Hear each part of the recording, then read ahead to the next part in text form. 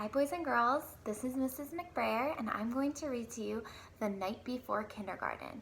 Before I start reading, I'm going to say what I always say before I read a book in the classroom. Is find a spot where you're going to be able to see the book and make good choices to hear the whole story. The Night Before Kindergarten.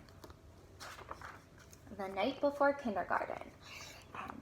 The book is written by Natasha Wing and illustrated by Julie Durrell. So she drew the pictures. 'Twas the night before kindergarten, and as they prepared, kids were excited and a little bit scared.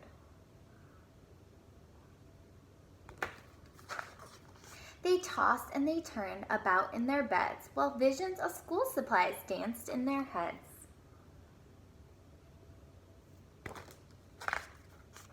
Erasers and crayons and pencils galore were stuffed in their backpacks and set by the door. Outfits were hung in closets with care, knowing that kindergarten soon would be there.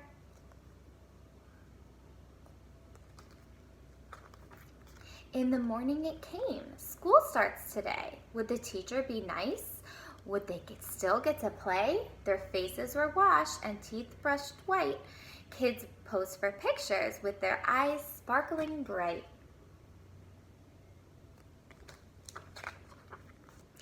Parents packed snacks and kids hopped in cars as if they were boarding a spaceship to Mars.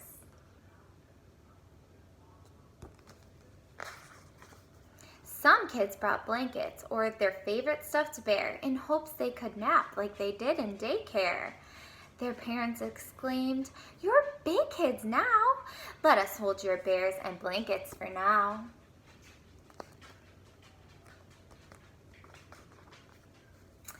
The parents were worried their children would cry if they left them at school with just a goodbye. So they told their darlings, "If you want, we can stay and make sure that everything will be a-okay." The teacher then greeted each one with a smile and invited the students to stay for a while.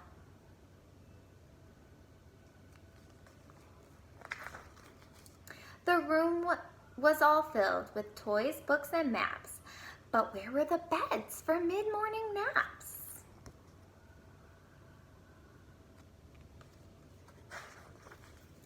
They colored and painted and played Simon Says. They tumbled and skipped and stood on their heads.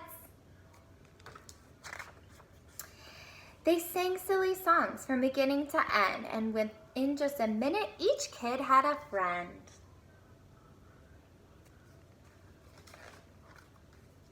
The children were happy. They loved Miss Sunrise. It was she who was in for a giant surprise.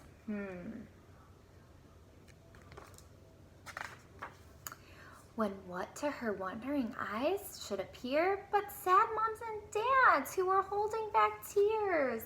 Their noses snow sniffly, their eyes red and wet. This was the saddest goodbye yet Miss Sunrise had seen. She gathered the grown-ups on the magical rug and then sent them away after one final hug.